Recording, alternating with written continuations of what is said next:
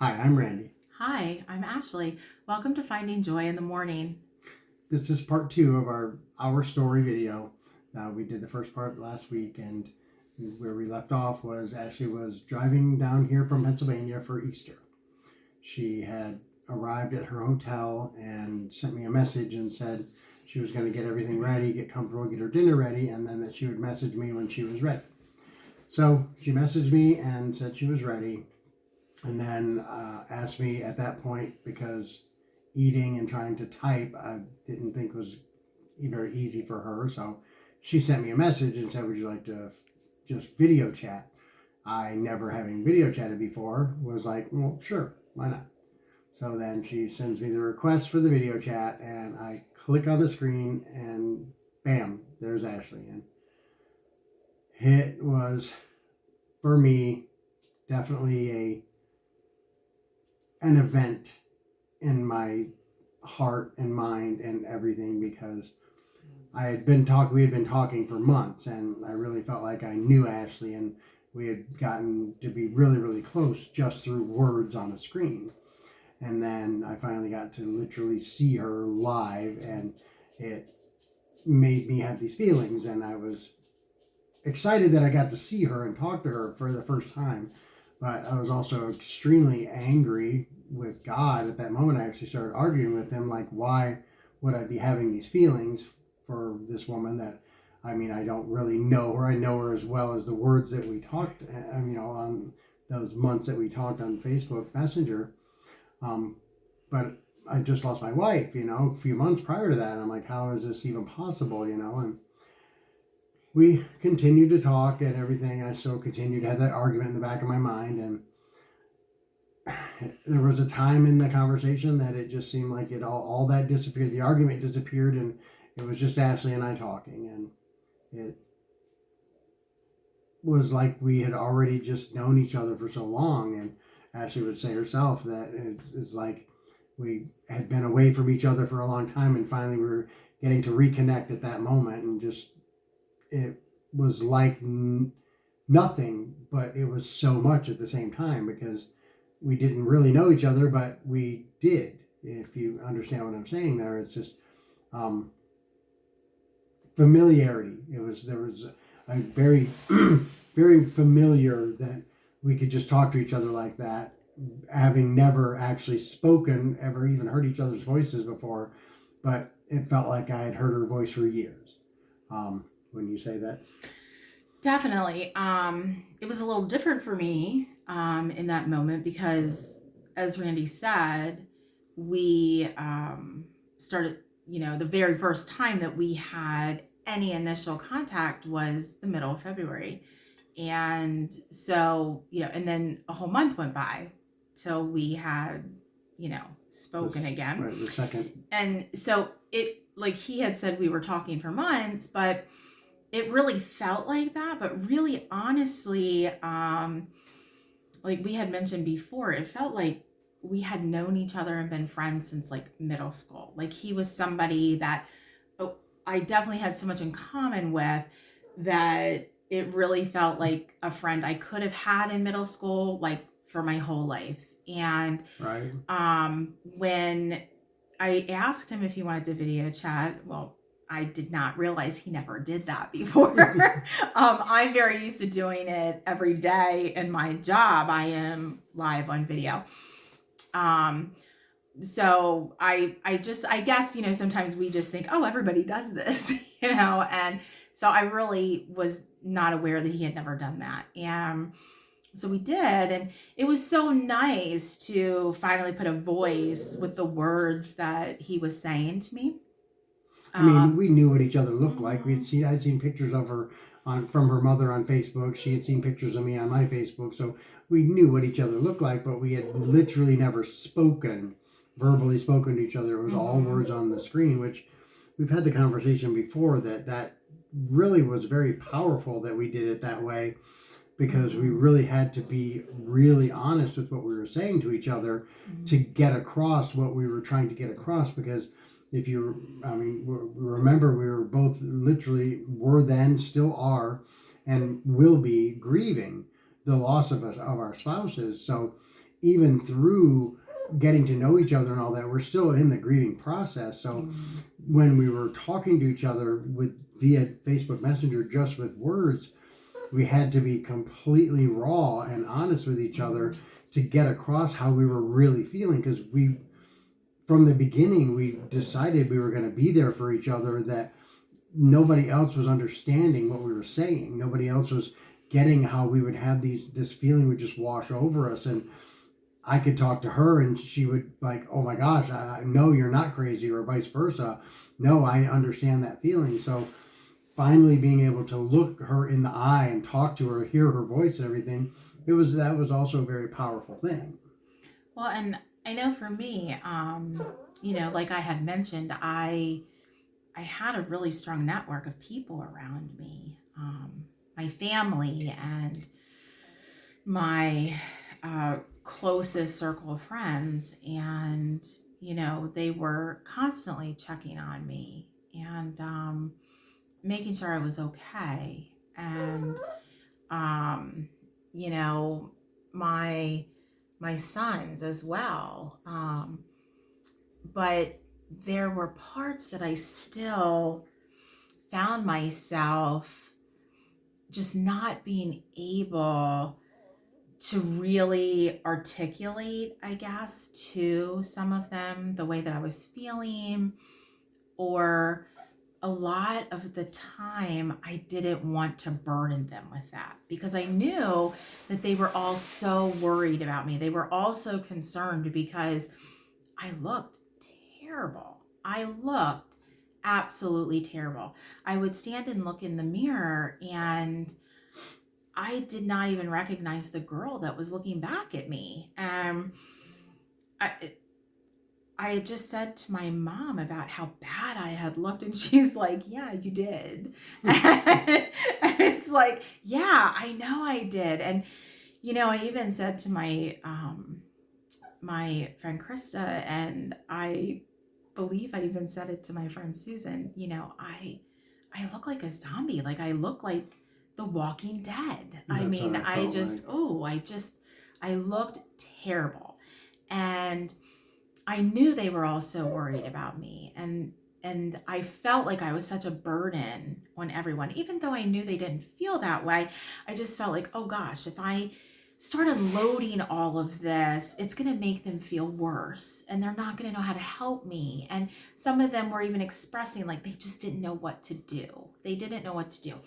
And so Randy absolutely, like I said, became very quickly this sounding board and this person that was like, he totally got it. And I felt like, okay, he was a good place to be like, oh wow, this is happening today, and he was gonna get it, and he wasn't gonna try to really make me feel better, and even though he would say things that were consoling, but at the same time, it's like he wasn't going to try to make me feel better. And I wasn't going to make him feel like, not that you can make someone feel a certain way. I mean, we can add to the way that someone feels, obviously, but he wasn't going to feel like he had to fix this for me. Right. He just understood. And when he would share things with me, I understood.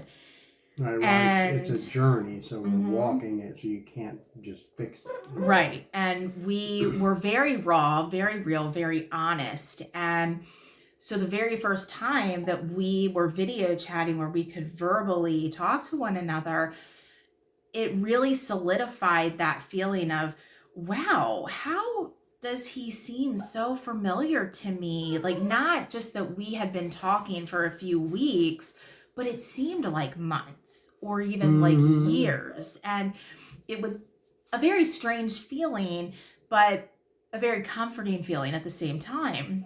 And so I really felt like, gosh, he's so familiar to me. He totally gets it. And like, this is great. Like this is so good. This friendship just feels so natural, like it just always was. And like he had said, where it was like, oh, we just hadn't been connected for a long time, and we just kind of picked up where we had left off.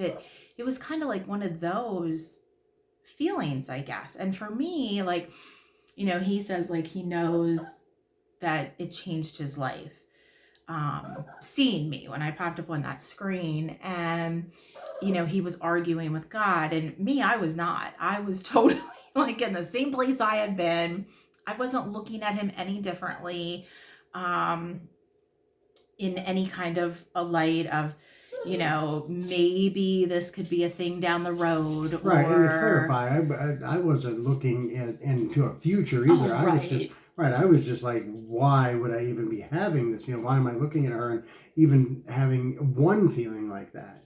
That was my whole thing. And then when we get to the point where we actually did meet in person, that's the story that's where it really all takes place. Is at that point. And and we talked, and really I don't even really remember what we really talked about that night. We talked about the trip and how it was going, and we just talked about, I think, your day, and I don't know, and your drive, my day. We talked about, and I mean, I know we talked about some music, we talked about... we just kind of started talking about things that we had already talked about, Mm-hmm. but when you're verbally having a conversation with somebody, like as opposed when to you're just typing meeting words. them for the first time, you feel like you kind of start recapping some things, and we did, but I felt very comfortable with him, and I think some of it is that when I was growing up, I had a lot of girlfriends, but I really had a lot of guy friends. And I had a circle of guy friends, and I always felt very comfortable with boys, and in the sense of I could talk to them, and guys are going to be honest. They're going to be real. Let's face it, ladies, we all know that there are times that we will just say things, especially when we're younger, because we feel like that's what our friend wants to hear, or we don't want to hurt their feelings. But guys are going to be so honest. Like, they're not going to be that weirdness like how girls can be. Let's face it, we can be weird sometimes. And so I felt very comfortable with him. And so we talked, and here we ended up, it was like 5 hours later, and it was like, oh gosh, he said, you really need to get some sleep because you're going to be starting this drive in the morning. And so we said goodnight, and the next day I got up and got ready to leave the hotel, and he had sent me a Facebook message in the morning and said good morning, and was I soon hitting the road? And I told him I was. And I told him that, when I stopped along the way to get gas, I would touch base and let him know where I was. And I did all that. And I arrived at my parents' and my brother and sister-in-law's place. I believe it was around 6:00 on Good Friday. And we had spoken that evening that we weren't going to meet that night. We were going to wait until Saturday because she was getting there that night to be at her family's house. So we had made plans to go out that Saturday after I got off work, to go out and grab a bite to eat, and and sit and like actually talk face to face for the first time. Yeah, and so we did, and that evening my mom had dinner, just about ready when I arrived, and she and my dad and I had dinner, and we were talking, and then we went into the house, and we were still talking in our living room, and my mom said, oh, I'm surprised Randy didn't come over. And I said, oh yeah, well, he's not going to come over. We're actually going to get together tomorrow and have a late lunch and meet in person for the first time. And she was like, oh, okay, and she's like, he's such a nice guy, and I think it's been really helpful with him having you to talk to about all of this. And I said, well, he is a really nice guy, and that we really have a lot in common, and that it's just been very helpful for me to have him to understand this journey I was walking. And then I said to her, but there's a problem. And she's like, with Randy? And I said, well, yeah. And I didn't even mince words. I just said to her, I think he's into me. And she said, oh my gosh, don't say that. He just lost his wife. Why would you say that? And I said, well, I know that it's been a long time because I was a teenage girl when I met Jeremy. I know it's been a long time when I've seen that look in a guy's eye. But I was pretty sure that even though he was on the other side of the computer, that I was just feeling there was something there on his end. And I thought, maybe I'm reading too much into this. I hope I'm reading too much into this. And, she was like, no, don't say that. And then the next day, Randy came over when he was done with work, and he came walking in the house, and it was 6 seconds.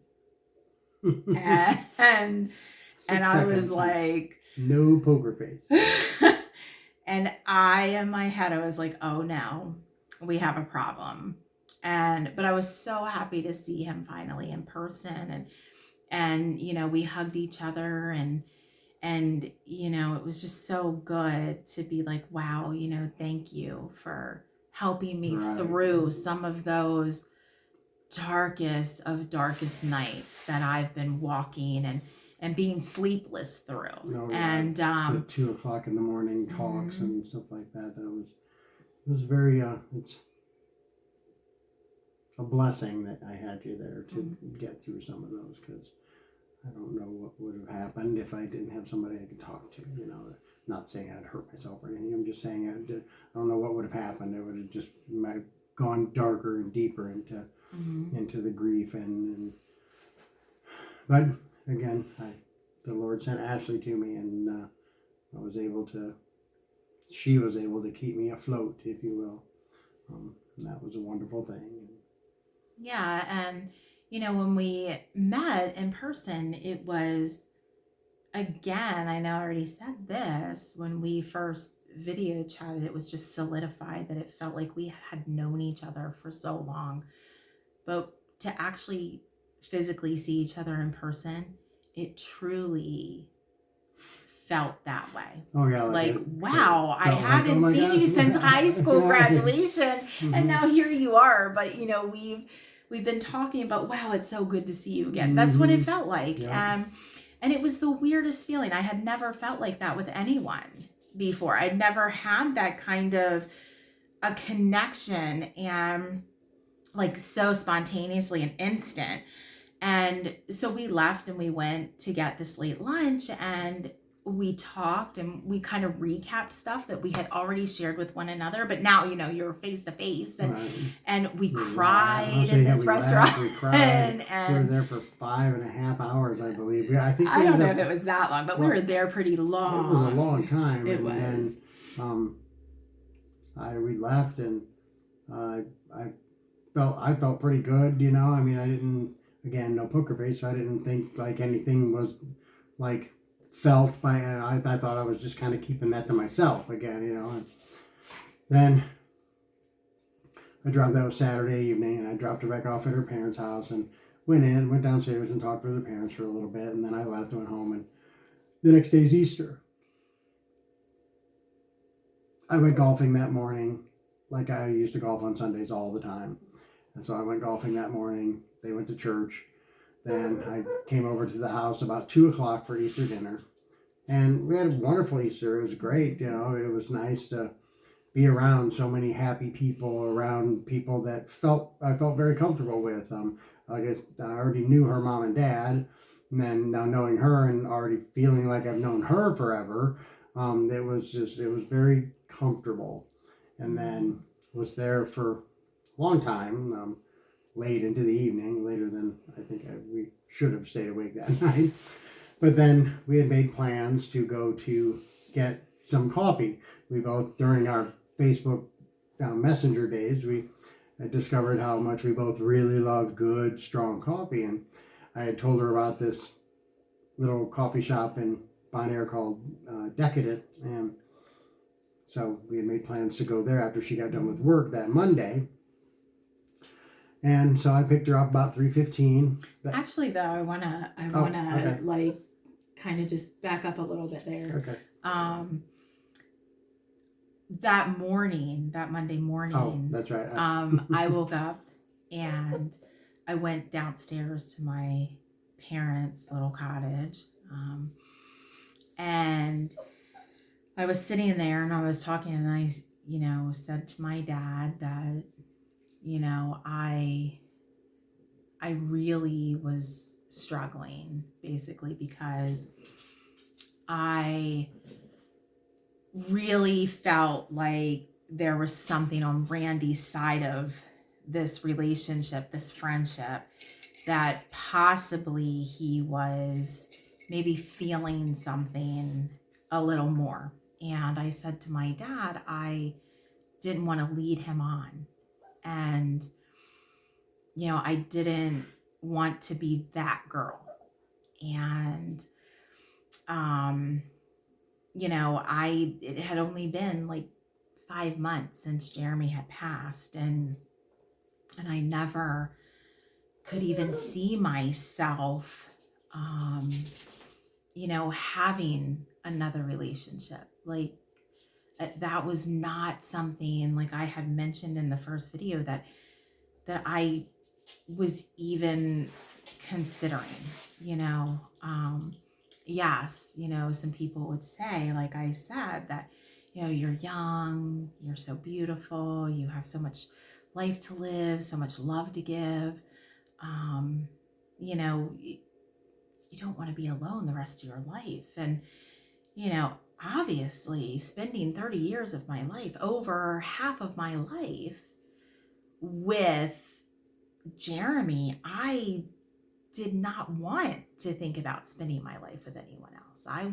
We were supposed to grow old together. We were going to be in those rocking chairs like we talked about, and we were going to be on the front porch, and our grandchildren were going to grow up, and they were going to come and they were going to visit us on that porch, and have a cup of coffee with us. And it just, that wasn't the plan that God had, and things changed, and but I was not looking to go have this life anywhere else, and I just could not imagine letting someone else into my life in that way. And I said again to my dad, I'm gonna have a conversation with Randy today when he comes and we go for coffee.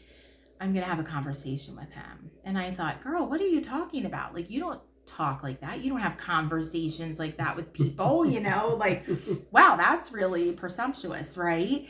And I said to my dad, but I just really wanted to make sure that Randy and I were on the same page, and that if I was being presumptuous and I was just assuming and reading too much into his kindness and his sweet nature that he has, if I was misreading that, then I needed to apologize and make that right, and not assume that there was something that he was thinking or feeling, because I didn't want anything weird, and I didn't want this friendship to not be a thing in my life. And I said again to my dad, I don't want to be that girl.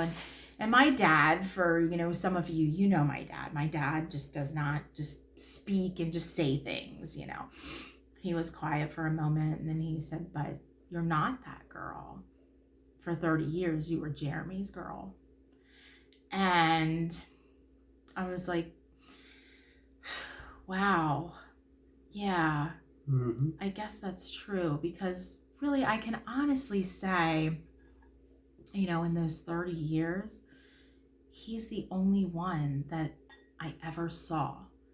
I had friends that, sometimes we'd be like, oh gosh, isn't that a good looking waiter or whatever. I honestly can say I never looked at that. I never, I loved Jeremy, and I was very attracted to him, and he was, like, I just didn't notice that. It was like, oh, I guess he's all right. He's not my type, whatever, I didn't think like that and see things like that. I just didn't. So when my dad said that, I was like, wow, yeah. Okay, I guess I'm not that girl, you know? And so Randy, he did come and picked me up, and we did go to Decadent to get coffee, and we went in and we ordered and we sat down at this little table, and it was crowded that day. It was crowded for a Monday, but I think a lot of people still weren't back at work yet from, just coming off of Easter. And in my head, I'm thinking, how am I going to just say this? How am I just going to break into this? And I was like, oh God, help me, And he was talking and there was a pause. And I was like, okay, great timing, And I reached across the table and I put my hand on the top of his hand and like more his wrist. And I said, Randy, I really need to talk to you about something. And he was like, okay. And I couldn't believe it. Like, I literally just looked at him and I said, I really need you to tell me if I am being presumptuous about this, if I am misreading you. I apologize right up front. But I feel that there's something going on here, and I feel like you're into me. Without missing a beat and my eyes never left hers, I said, you're right, Ashley, I am. I said, but I can't do anything. You can't do anything. I said, you're grieving. I'm grieving. You're in counseling, and I'm trying to find a counselor. Said that we're really good friends right now. I said, I don't want anything to come in between that. If nothing ever were to happen, I still want you to be my friend. We're ride or die, And I said, down the road, if something were to happen, okay, great. But at this time, no, it can't. But the answer to your question, so you don't feel like you're crazy, yes, I am. And immediately, and again, he did not take his hands off of me. I put my hand up in the air. My eyes off of you. And, oh God, I said hands. It's okay. Oh my God, you have to edit that out. No, it's okay. Oh my gosh. Maybe just keep going. It's okay. That was funny though. Okay, well here's a real life blooper, y'all. So, Yeah. But yeah, he didn't take his eyes off of me. And I put my hand up and I said, good. Because I don't want you and I don't need you. And I said it just very matter-of-factly like that. And I said to him, I had a fairy tale for 30 years. This man loved me, worshiped the ground I walked on. I adored him through thick and thin, no matter what we walked through, valley or mountaintop. He was my all in all. And I do not need any of this. And then I said to him... And now, mind you, we had all of that she just said to me, all of that we had typed out. She had said all those things to me before, but not in the context that I'm hearing them now, okay? So while she's saying this to me and I'm still looking her right in the eyes, I'm not getting anything from that where I'm feeling bad. I'm just hearing her say those words instead of just typing them out. And so I just kept rolling this along, and I said to him, I said, now, I don't know, 5 years down the road, I don't know, are you good looking and put together? Yes, you are. Do you dress well? Yes, you do. You are very articulate, and maybe 5 years down the road you could be a contender. And in my head I'm thinking, did I just say contender? I don't talk like that. Like prize fighters or something. Yeah. And I was like, wow, okay. But I was so like, wow, this guy needs to understand, And so I said to him, and I was crying when I was saying this, and people are kind of like looking at us, and I'm thinking, oh my gosh, but I didn't care, like, because again, when you're in this grief journey, you're not really aware of, like, when you're having a moment, like, there's people around you, you're aware of that, but you're not really aware to the point of, well, they're really watching me. They're really like noticing me. And you really don't care because you're just in this, in this bubble where definitely you're in this bubble where you are just feeling real life, like it's a Right. reality TV show and the whole world is watching this reality TV show, but you don't realize you're on the reality Yeah, TV you show. don't realize you're on the You're show. just kind exactly. of living it. Mhm. And, so I said to him, maybe at that point, if I'm ready to have a cup of coffee with someone, maybe I could see myself having a cup of coffee with you. And then He laughs about this. Well, but then I'm laughing because we were literally sitting in a coffee shop having coffee. Okay. But then But not anything like that. but then there was honestly 20 seconds or so of silence. Just looking into each other's eyes, just looking. And finally at the end of that 20 seconds she looked right and was still looking at me, and she kind of tilted her head a little bit and she said, "Are you okay?" And I said, "I'm fine. Are you okay?" And she says, "I'm okay." And we went right back into conversation like nothing had just happened. You'd think that would be super awkward for me, first off, and awkward for her for having to say those things, but it wasn't. It was like nothing. We went right back into conversation like, oh my gosh, that was just something that we... Like she had to say this to me, I had to say this to her, and then we just moved on. And it wasn't even uncomfortable. And and the tone that he used, just there expressing what I had said to him, "Are you okay?" Like I was very much like that. Like, and I thought, oh my gosh, this poor man. Like, now when I think back about it, we've talked about this and kind of laughed a little bit, like, oh my gosh, like any other man would have been like, wow, head hanging low, tail between the legs, kind of walking off, feels very awkward now and uncomfortable, right? And it didn't feel awkward at all. And so then I was just like, okay, are you okay? And he was like, yeah, are you okay? And I'm like, yeah, fine. Yep. And we just started talking. And then all of a sudden... It was about 10 minutes. Yeah, probably about 10 minutes. And I leaned over again. She leaned forward again. and she just tapped my hand this time. She says, "Hey, I have something else I need to say." Now, outside, Randy said, "Okay, what's up with that?" Inside, Randy was like, "Oh my God, what could she have to say now?" Right? So she leans forward and she says, "Listen, what you just said, I need you to know how important that was." Now, me being a guy, I was like trying to think what I just said. Not 10 minutes ago, what I just said. I'm trying to think what I just said. And then she proceeds to say, "If anything was ever to happen here between us, I need you to know how important what you said and that you said it first. Because, Randy, if I had said it first, and this was the first time I finished her sentence, I said, you would have thought I just agreed with you." And she looked at me, her eyes got a little bit big, like, wow. And she's like, "Exactly." And I remember saying to him, because it truly was impactful for me, for him to stop me when I was saying things like that to him. And I was asking him, like, hey, is this real? Is this what I'm feeling from you? And he's like, yes, but I'm not ready. Like, we can't do anything about I'm not this. in a place for this. I'm not. No. And it was so impactful to me that he had said that, because like he mentioned, I said to him, yes, that if there would have been anything that would have gone to the next level eventually, I know me, and I know in the back of my head, I would have thought, did he just say that just to agree with me?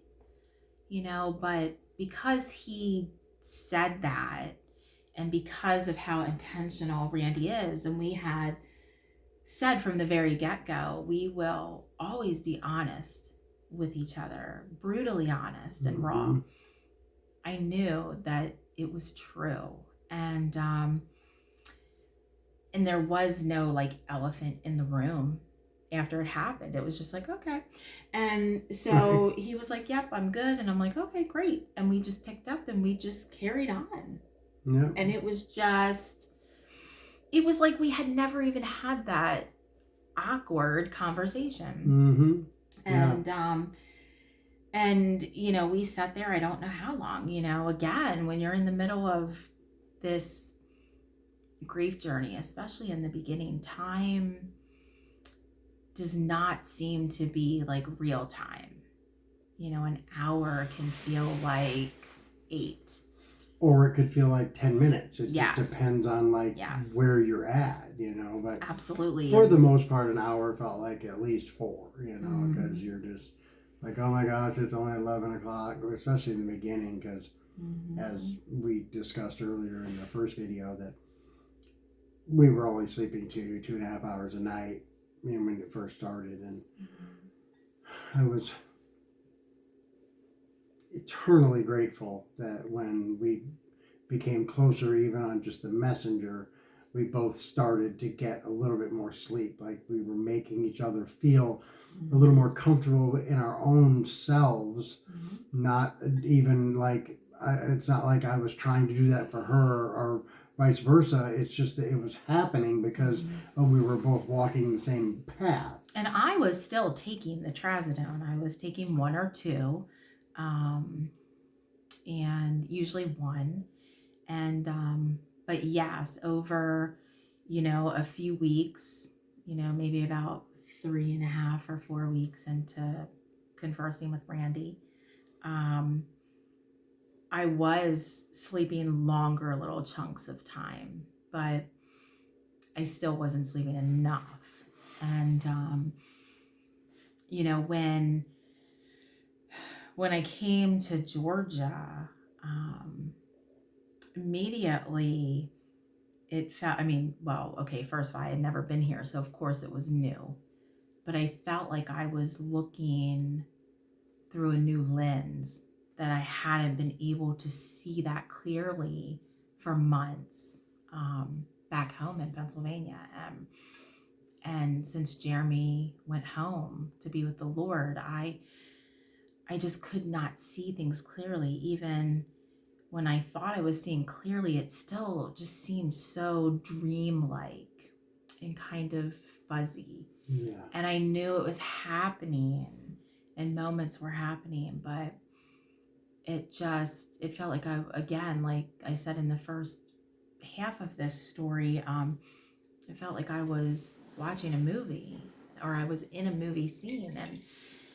And you know, coming to Georgia, instantly I felt a little bit of relief, that I could breathe a little bit more easier. And you know, I kept working every day, and then every evening Randy and I would get together and go have dinner, and you know, just continue talking and grieving and laughing and crying and just like helping each other tremendously with just being there for each other. Right. It was so comforting just to know that. And we had a lot of fun. I mean, again, not like, yay, let's go have fun. Right. We literally would go out for a meal, or go get coffee, or, you know, we'd go for a meal, and then we might go get a cup of coffee, and then we might, like, we really love Perry, and it's really cute. It's a cute little town, and they have benches all through their downtown, and sometimes we just go over there and sit on the benches and talk and just talk, and just sit there, you know, with a cup of coffee and just talk, or sometimes just sit there with, you know, a water and talk. And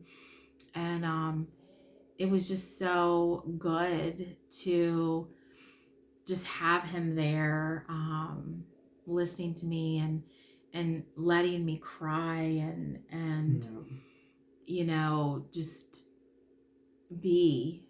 And I felt like I didn't have to try to put on a mask, or try to put on that, you know, I'm okay, I'm all right, I'm good. And that was one of the best parts, I think, of Ashley and I getting together, even just on Facebook, and then it got even stronger when we were able to actually meet, was that, yeah, I didn't feel like I was having to put on anything. Yeah, I not could literally just be Randy. right. And we really didn't, you know, we had a joke because Decadent truly became our go-to place, coffee yeah. place, and we love Decadent to this day. But you know, we were going in there like 3-4 times a week, and you know, one time I'd cry, yeah. the next time she'd cry, the next time we both cried. And one day we were sitting there, and I looked at him and I said, "Oh my gosh, you know that the girls behind the counter are probably thinking, who's breaking up with who today? Right, this is the longest breakup in history. What's going on? Yeah, and you know, like, oh my gosh, okay. Or, you know, we'd have those days where we'd go in and just have coffee, and we would talk, and we would just laugh, and we would just kind of talk, you know, and just kind of be. And so, yeah, it was kind of comical because, you know, we always thought they were like, oh, what's going on over there today at that table, you know. We always sat at the same table, and you know, so it was, I would say it was probably 3 weeks later. From the first day, it was literally 3 weeks to the day. And okay. and I really, it was not like, I really had not been thinking anything with him. And during that same time, that 3 weeks, I'm going to say 4, maybe 5 times I ran from those feelings I was having from Ashley. I would literally talk to God and be like, no, she's my friend. God, she's my friend. And I would work myself back into, she was just in that ride or die friend zone. And then I literally didn't feel, you know, God grabbed my collar, but it felt like I was turned and put right in front of her, and God was like, no, look again, you know. And so now we're up to this Monday. And I, the night before, we had gone to dinner, and he dropped me off at my brother's place, and I went in up to the guest bedroom, and I was really kind of, I was trying to be myself when he took me back and dropped me off. And he would always video chat with me when he got home, so I knew he got there okay, and we would talk for a little bit, and then, you know, we'd get tired and say goodnight and go to sleep. And I got in, and I had, you know, was getting changed and brushed my teeth and all of that, and I was really struggling because for the first time I had kind of looked at him a little different when he walked me to the door that night. And, you know, right from the get-go, let me clarify, he wasn't walking me to the door because he was trying to woo me in any sense. Randy is very typical Southern boy, you know, that we Northern girls kind of see in those movies, where opening the car door, walking to the door, pulling the chair out. I mean, he does it for all ladies. I mean, he does. Like, it's just ingrained in him. This is what you're going to do from the time he was a little boy, and he just does it. And, you know, I've seen him do it with clients at the salon. You know, he goes out and he helps them get in their vehicle and closes their door, and he holds the door open to the salon for them. And so when he walked me to the door that night and we said goodbye and I went in, I was like, whoa, wait a second. What was that? Because there was, like, I don't know how to describe it, except there was just this little, like, I don't know, maybe a spark. And I was just like, whoa, wait. Why am I looking at him like that? Like, no, this is not a thing. This is not a thing. And then I started arguing with God. And I was like, God, no. Like, I just lost Jeremy, you know, like 6 months ago. And I cannot do that. I don't want to do this. And oh my gosh, like, what is this? No, he's just very nice. And, you know, I was trying to, like, no, he's just being nice. I'm not really thinking this. And And then I stood there in front of the mirror and I looked at myself and I was like, okay, you need to get real. You kind of like him. And I was like, wow, that sounds really like teenager-ish, right? And I'm like, oh my gosh, like that's weird. Don't say that. And I'm having this conversation with myself and I was like, okay, whatever. We're not going to think about this. And so he got home and he video chatted me and I could tell that I didn't realize I was coming across like something was wrong. I could tell that there was something a little off. Nothing bad, nothing, sad, crazy, nothing like that. I could just tell that she was a little off. So the words were literally maybe 4 or 5 minutes into that particular video call. The words were about to roll out of my mouth. Ashley, is everything okay? And something said, shut up, just get off the phone. So I talked for about another 5 minutes or so. And then I said, Ashley, I'm kind of tired. I'm just going to go ahead and go to bed. And I remember she kind of looked at me like, okay, and I said, well, I'm just tired, because the way she looked at me, I thought that she was a little upset, and I was like, I'm just tired. And I wasn't. I just thought it was out of character for him. Well, exactly. And then when I said, well, I'm just tired, and she looked at me, she's like, that's fine, go to bed, I'll talk to you in the morning, So at that point, I realized that she wasn't upset that I said that or anything like that. So I hung the phone up, and I just remember laying in bed and saying to God, because I'd been running from this, and I said, okay, God, if this is what you have for me, if this is where I'm supposed to be, then I will stop running from her and I will run to her. That was that Sunday night.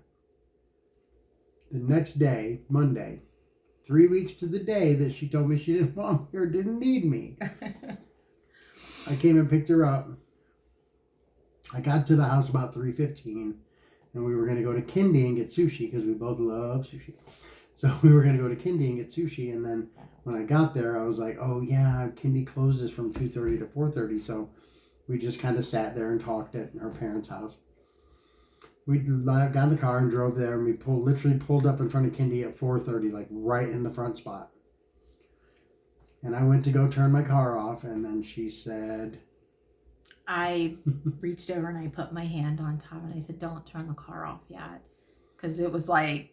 96 degrees. Yes, in Georgia. and it's a dry heat. It's not real humid like it is in Pennsylvania, but it's hot. So if you're in a car, you turn that air off, and within like 10 seconds, you're like, oh my Lord, turn that on, right? So I said, don't turn that off yet. And he was like, okay. And I said to him, I started to cry a little bit, and I said, I need to talk to you. And I could tell he had some concern on his face because I was crying. I wasn't sobbing, but I was crying. And he was okay. And right away he handed me a tissue, and I said to him, before I said anything, I said, I just want you to know that I need to talk to you about something. I said, but before I tell you, I need to let you know I'm not okay with this. So here I am again. I'm just like right out of the gate, right? And I'm like, I'm not okay with this. I don't like it. I'm not happy about it. I don't understand this. I am trying to convince myself that this is not a thing, and I'm not okay. And he was like, well, okay. And I said, and I am not one to argue with God. I never have been, but I am right now, and I'm not okay. And he's like, okay. And I looked at him, saying, what's wrong? And I said, I know that you are into me. We've talked about that. And you have been nothing but just normal, just very typical with me the last few weeks. You haven't acted like it's been some kind of uncomfortable situation between us. And I said to him, and I don't understand any of this, but I need to let you know that even though I'm not okay with this, I'm into you too. And I was like, ugh, I'm 50 and I'm saying that. That's so weird. and literally his whole face was just, I don't know. I like he's looking at me now. That's what he looked like. And I said to him, I was very matter of fact again. So, but this changes nothing between us. This means nothing. I just needed to be honest and let you know this, but this changes nothing. This is not a thing. We are not acting on this. Like, this is nothing. And I don't want anyone to know this because I need to try to figure this out, you know, within myself, because I'm not okay with this. And I was very terrified because I had been with Jer for 30 years. You know, I was just a girl when we got together.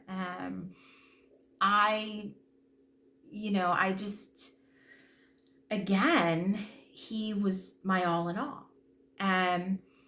So I did not, you know, feel okay about looking at this man and feeling like, oh, okay, I'm attracted to him, but more than just looks. Like, I am attracted to his soul. I'm attracted to his personality. We have so much in common.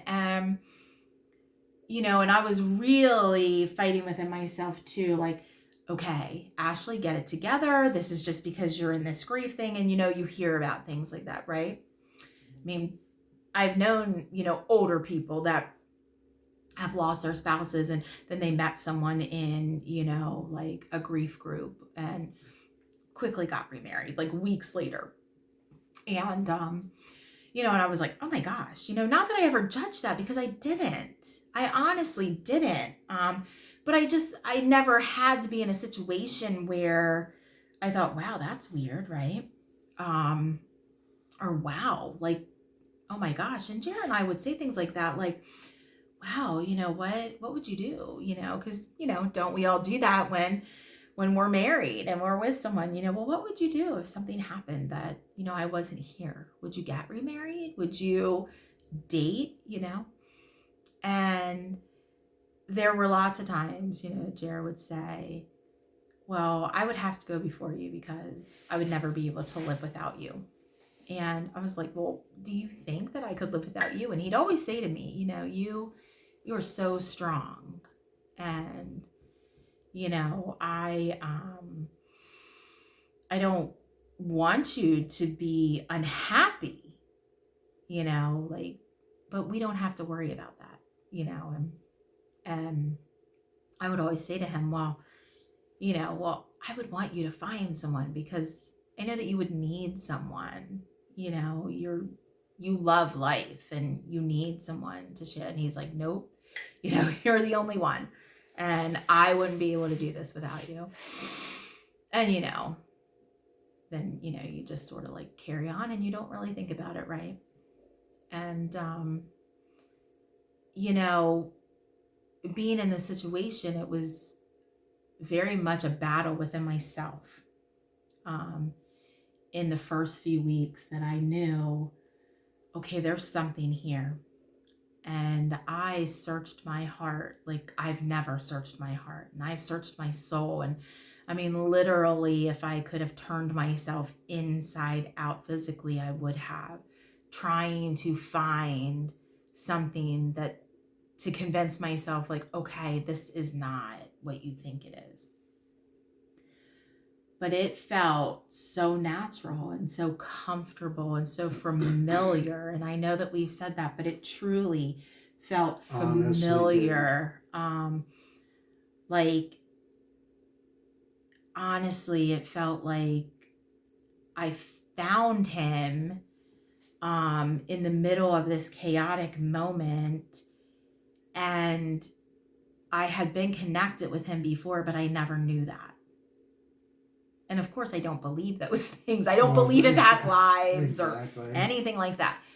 But, you know, it was so strong this sense of knowing this man, like knowing him, that it's like, wow, if I wouldn't be a believer that you have to be born again and, you know, believe in Jesus and have that relationship and be saved, I would really buy into that there was a past life, that this man was in my life. And I did not understand that, and I did not like it. And you know, and I didn't. I was being very honest about it. And, you know, and I wasn't telling my family, and I wasn't, you know, and there really wasn't, even though we had said, okay, like, okay, we understand that there's something there, but there was nothing going on. Like, we would go out and we would, you know, have dinner, talk, and again, talk laugh, and cry, be normal, laugh, cry, cry, laugh, be normal. I mean, that's just what we did. And there was nothing. We weren't holding hands. We weren't kissing. We weren't nothing. Just it was friends. Like that, because again, I made it very clear to him, like, this changes nothing, and it didn't. And the more time that we spent together, but the more time that we spent apart was even more impactful, because I found myself always having Jeremy on my mind and missing him terribly. But all of a sudden I realized something one day. I had not taken trazodone to help me sleep since I had arrived in Georgia and I met Randy in person. And I was sleeping. And I was breathing again. I was literally breathing in full breaths of oxygen. And I felt like I wasn't just a zombie corpse navigating through. And the one day, I don't even know if my mom knows this, but I was downstairs in their kitchen and I was doing some things on my laptop for my job. And I was singing. And I don't even know what I was singing. I think it was an 80s song. And I heard my mom from their bedroom, I heard her say, Ashley's singing.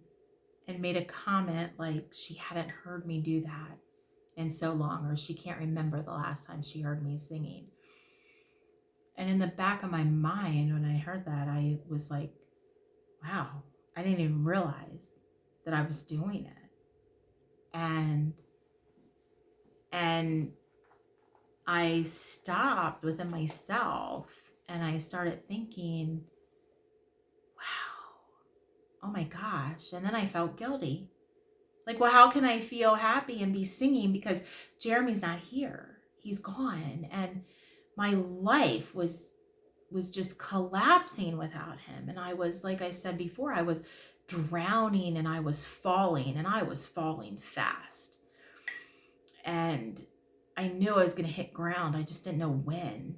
And I didn't know how to stop falling. And like I said, I was in this deep, dark pit, but I was falling through the pit.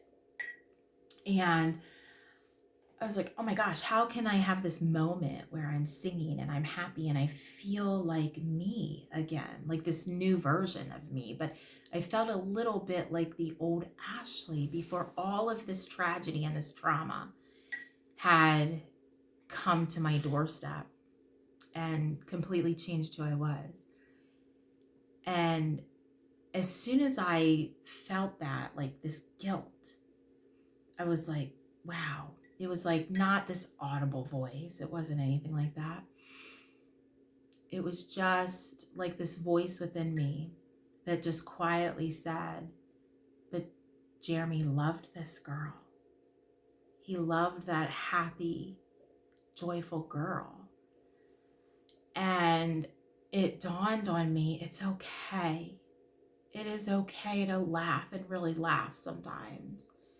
And it's okay to sing and to be happy and to live life. Because again,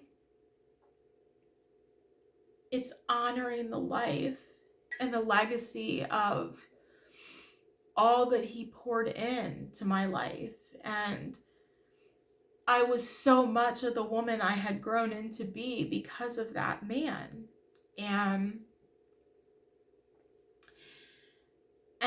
I was not recognizing myself anymore. And to be honest with you, if Jer would have been able to walk into the room, I honestly don't feel that he would have recognized that girl. And I knew at that point that even though I felt this overwhelming sense of guilt, that it was still okay, that I was a little bit happy again, that I was feeling life again, I was feeling alive. And I would talk to the Lord, and I would just say, okay, I know he's not coming back and I can't change it. I can't change any of it. And if I could, I would. My children were going through a lot of their own journeys with grief, and it was killing me. It was breaking my heart. And my family was very impacted by the loss of Jeremy and what he brought into the family. And I thought, my goodness, I can't just move on with my life like everything's great, because it's not. But at the same time, if I continue down this pathway and I continue dying a little bit every day, and I end up truly dying from a broken heart, then they have that compounding on what they're already grieving.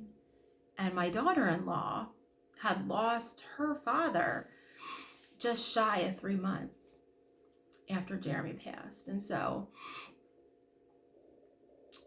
it was like a double whammy for my son and my daughter-in-law and my 2 grandbabies. And I didn't know how to fix anything, and I couldn't fix anything, and I didn't know how to do it within myself. And I knew that I just knew I wasn't in a good place. And then all of a sudden that day, when I overheard my mom talking to my dad, it was like, wow, yeah, I am just singing. And I would do that all the time. I mean, I do. I love to sing, and I sing. And, for years I taught pre-K, and I just make up little songs, little kooky, corny songs sometimes for the dogs or whatever. And I just do stuff like that. And I was just like, wow. And you know what? It felt good. And, even though I felt so guilty at the same time, it felt so good just to feel joy for a moment again, to feel like real joy for a second. And I still wasn't okay with what was going on with Randy and I, right. Which was just, we knew that there was something happening, and it was bigger than what we were. And I still wasn't okay with it. Right. But I knew that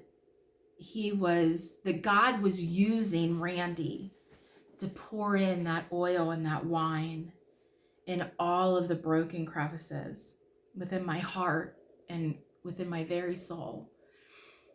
And I was finding healing. And totally vice versa. That I was finding, no pun intended, and not even a play on words, but I was finding joy in the morning because I had someone there to help me feel alive even though I was mourning. And it was quite the blessing.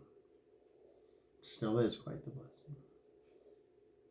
Yeah, it truly, I knew, and I think some of this too, it was like, well, there is nothing that can happen between us ever because my life is in Pennsylvania.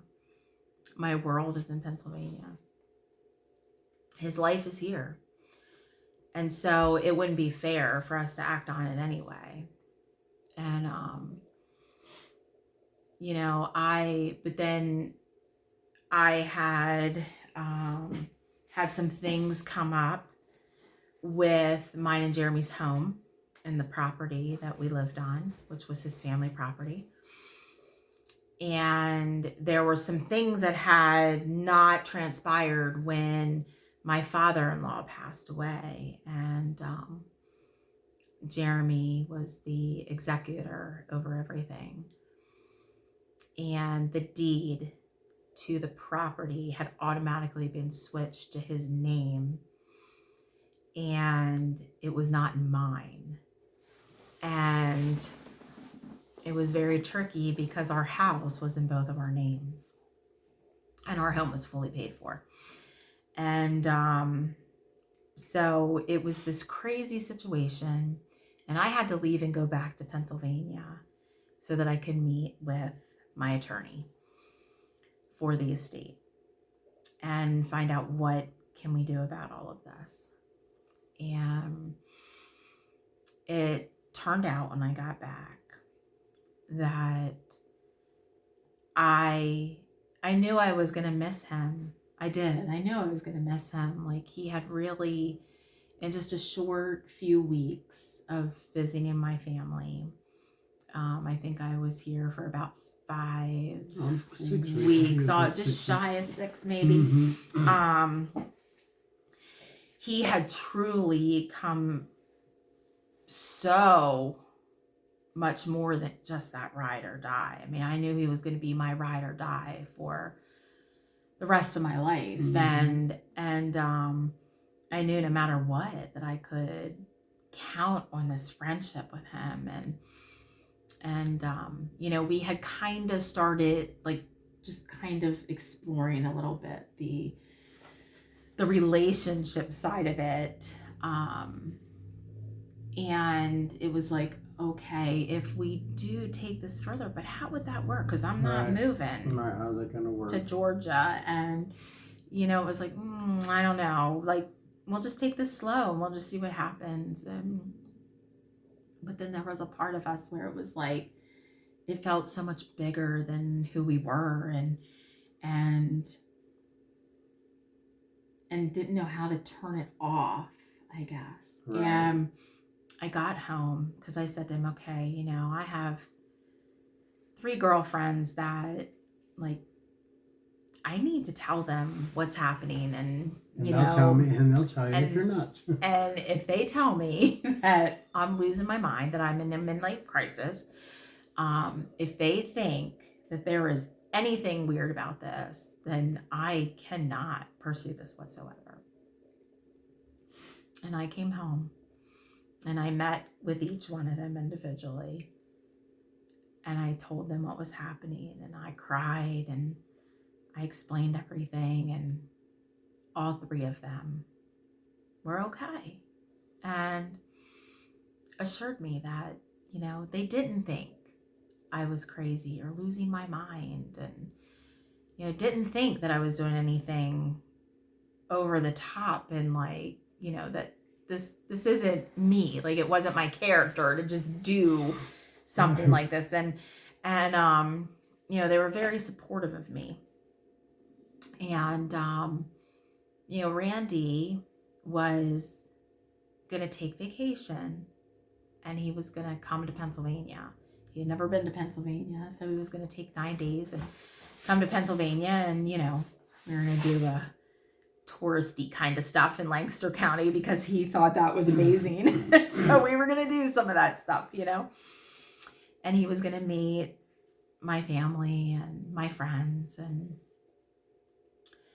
and we were talking every day after I got home, and he came to Pennsylvania, and he came, and I had said to my really good friend since high school, I said to her, I don't understand this. I don't understand this at all, but I love him. And she was just like, oh my gosh, yay, And I said to her, no, I need to back that up a little bit. I'm in love with this man. And I remember we went to a coffee shop in Denver, Pennsylvania, and we were crossing the road. And I stopped in the street as we're going across. And I took her by the hands and I just started to cry. And I said, I don't understand any of this. How can this be a thing? And she cried with me, and she was like, because it's God. I knew this. I knew something was going to happen, with this friendship with him, and that, and she was so happy because she was like, I have been so worried about you, Ash. And I didn't know I didn't know what to do. I didn't know what was going to happen to you. And she said, but you're starting to become more like yourself again. And my other two friends that I spoke with, they both were very supportive and very understanding, and and assured me that I wasn't crazy. And one of them said, well, you can't ever control who comes in your life and when they come in your life. And when she said that to me, I was like, so true. And one of them made the comment to me, who says that, it was now at this time, I guess. In July.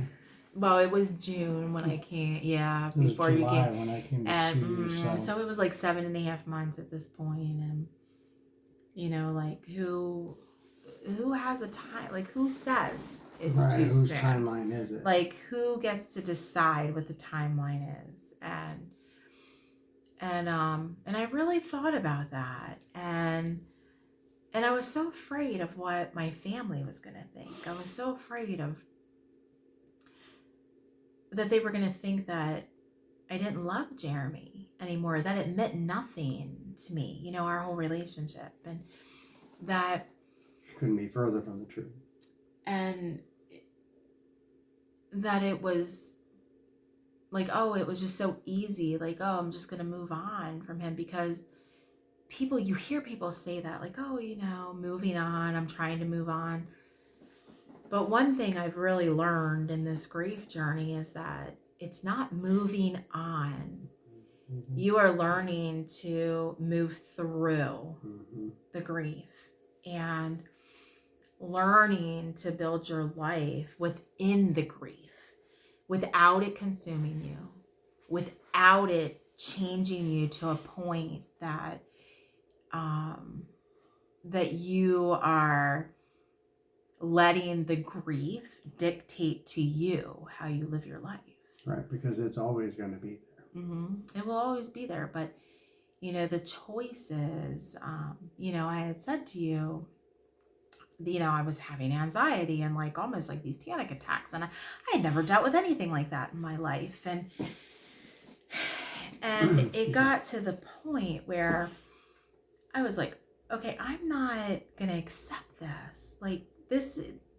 I don't like the way this feels. I'm not going to let this grief dictate to me that now, because I've suffered trauma, that now I'm going to have this, generalized anxiety disorder. I'm going to be walking in the aftershocks of trauma. That's now going to become my identity, because it wasn't. I was so much more than that. And I kept thinking to myself, and Randy and I had talked about it, because you suffer trauma, because you go through brokenness, you don't have to become the identity of that trauma and brokenness. Exactly. And that people have to have hope. Yes. They have to have hope. They have to know that because this happened to me, because I was traumatized, because I was having panic attacks, I was having anxiety, I thought I was having a heart attack at times, like 24-hour long heart attacks. And there was nothing going on like that. It was affecting me physically because of all the anxiety and the panic and the trauma. But you know what? I had a choice to make. Was I going to now say, this is Ashley who has anxiety. This is Ashley who has trauma. This is Ashley who has panic disorder. This is Ashley. No, no, I wasn't. Yes, I was grieving. I'm still grieving, but I am strong, and I've learned how strong I truly am. And I, just like I decided, okay, am I going to live and survive, or am I going to live and I'm going to live my life? And I'm not just surviving every day without Jeremy. I am choosing to live every day with him just being in the location of heaven. And I am deciding that anxiety is not going to control my life. That trauma is not going to dictate to me, you're traumatized today, and this is how you're going to survive through the day. Right.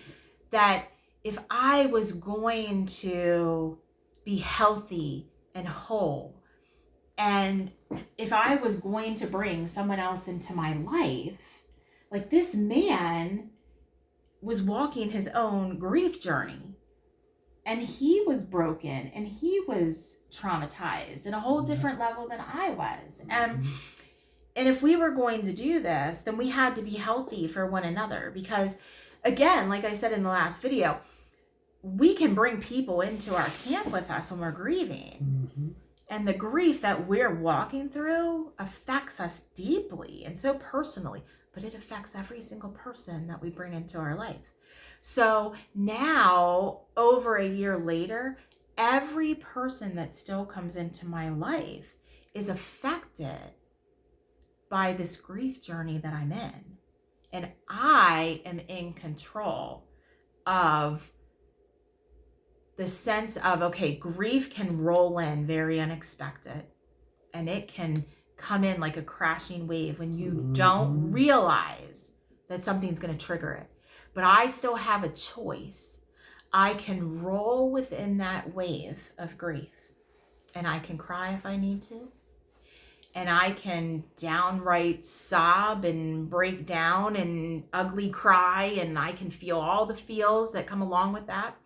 But then I have a choice to make. You can laugh through it too, just because even though we're grieving, there's those memories of the person that we're grieving, that it's not all sad and terrible and horrible. There were happy moments, there were loving moments, there were tender moments. So through the rolling that she just said, that's perfect. Through that rolling, you're going to have those crying jags. You're going to have those, oh my gosh, wow, I forgot about that. And you're going to laugh about some things because you laughed with the person that you're grieving, you know. So absolutely. And but then you have a choice. Like I have a choice every time something like that happens.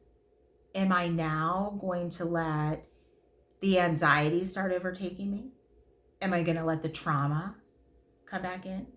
And again, working in a field where I'm very familiar with those things and how they affect people, Randy will tell you I have a real issue with those labels that get placed on people.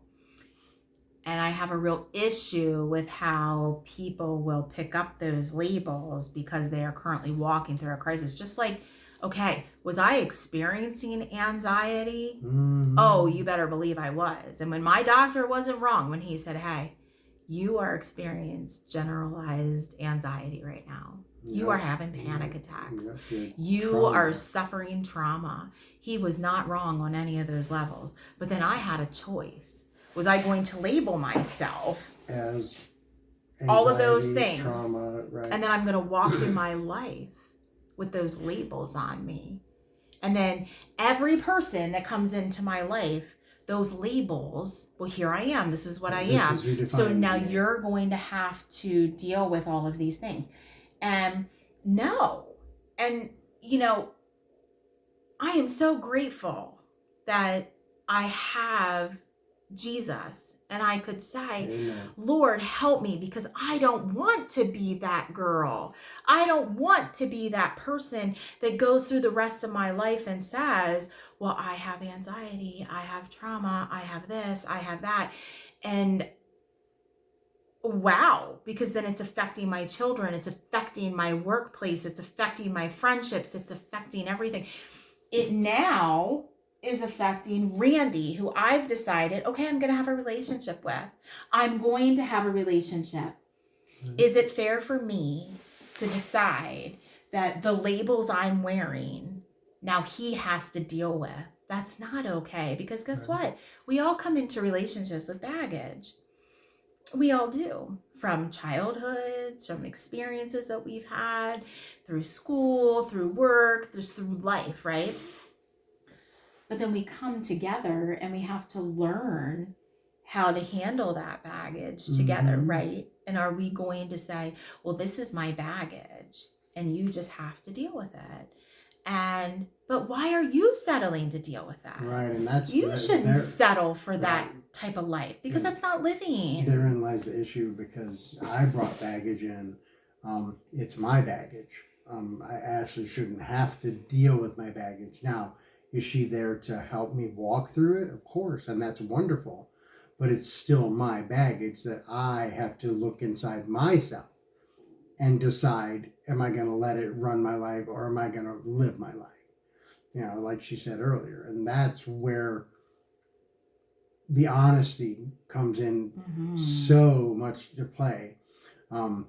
Being honest and being intentional. And you'll hear us say intentional a lot, because that's exactly and what honesty. It is. Yes. Honesty. Because you have to be intentional with how you're living, what you're saying, what you're doing, everything. And you have to be intentional with yourself, because it's super simple to lie to somebody, but we lie to ourselves all the time and just pass it off as like it's no big deal, because it's ourselves. No one heard us lie to ourselves. So it's very simple to do that. But you have, in order to get past all that stuff, you really have to be honest with yourself. You can't fool yourself anymore, because fooling yourself is going to keep those things right there in the forefront instead of in the background where they should be, because you want to live your life. I know I do. I know Ashley does. So that's where we're at here. We're trying to focus on the idea that when something happens to you traumatic, yes, you're going to live that. You're going to walk through that, as she said, because it's always going to be there. But there has to become a point in your life where because God gave us free will, and you have got to make a choice to be like, I'm not going to let this anxiety run my life anymore. I'm going to do something about it, whatever it may be. But you have to start looking at all of those things in a different light. And I have an extra step on that because Ashley was brought into my life. Ashley was running through the same thing, running through the same nightmares, walking down the same dark path, falling in the same pit. And when we met, so that we knew, once we started talking to each other, we knew that we were there to help each other, okay? But you can help yourself too. She just helped me help myself. Vice versa. I helped her help herself. But something grew from that. And it's beautiful, and we're eternally grateful to Jesus for doing that for us. And we tell each used other to that say all it the was time. crazy. We used to say Yep. it's this crazy thing. Yep. But we stopped saying it was crazy. Right, because it's not. It's just it's a beautiful. Yes, crazy, we allowed it. We allowed it to no longer be. Excuse me. We allowed it to no longer be crazy. It just became what it was. And exactly. you look at it that way, and it's much easier to process those things when you look at them for what they really are, and not for what anyone else, any other socialistic tag has put on things. It's still inside you, so you have to deal with it. And I know that sounds harsh, and I'm not trying to be harsh at all. Right. It's just that you have to deal with it, because if you don't, it will deal with you. Absolutely. Like, you just hit the nail on the head, because it will deal with you. And sadly, the closest people to you, whether that is companion that you have, a spouse, a child, a child that's living with you, but someone that is in very close quarters with you, or you have contact with in a very intimate way, whatever that relationship is, it will also start dealing with them. And Randy, certainly, he started sharing some of his past with you. He truly can attest to what that is like, and how, again, this may sound very harsh, but how unfair that is. And when we come into relationships with grief, because I really want people to understand, Randy and I did not do this lightly. No. This was not just a whim. This was not something, well, it feels really good in the moment. It wasn't something that it was just a very light decision. The hours of conversation, the raw honesty, the millions of words that we spoke to each other, searching ourselves, the truth within ourselves, to verbalize it to the other, so we could see where we literally were. That if everyone could see that, they would be amazed. I believe that it came out like this. And well, except for we know that God brought each other into each other's lives, like literally. Right. It really was so much more than us. And I am very grateful, which we say that every day. Multiple times. For those of you who probably have not figured out yet, which I think probably nobody, we are married 5 months now, but every night, I say to him, I am so grateful to God that he brought you into my life, because honestly, I don't know where I'd be right now. And it is so true. And it doesn't mean that I didn't have family that loved me and family that I desperately love. It doesn't mean any of that. It means that I was in a place where I was falling so fast and so hard, and I was so broken beyond recognition. And I did not know how to recover from that, even with Jesus.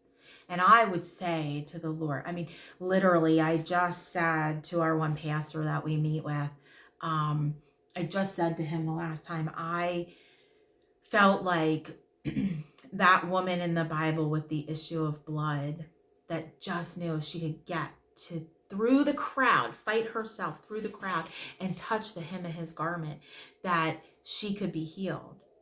And so many people that know me know that I just, okay, if God said it, I believe it. That's the way it is. Like, that's just it. My faith is just what it is, and I just believe it. I was so broken, and I swear it was like I was just laying on the ground. Like, I wasn't even kneeling. I was just flat out laying on the ground, and I was white knuckling it to the hem of Jesus's garment, and he was just dragging me along as he was walking. That's how I felt. Like I was so desperate. And I would say every day, even in this, I trust you.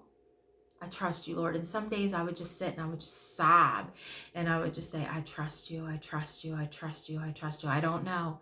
I don't understand. I don't know. I don't understand. I don't know how I'm going to do this, but I trust you. I trust you. I trust you. And I was being compounded with so many things within the grief. I was losing my home. I was losing the family property of my husband's family because there was nothing we could do about the legal situation of it all, and it was so compounded, and there were things within my family, the relationships within my family that were falling apart, and it was becoming just so compounded for me of the grief that I was sharing with Randy, this grief journey. But I was now experiencing a new grief within the grief, and then another new grief within the grief.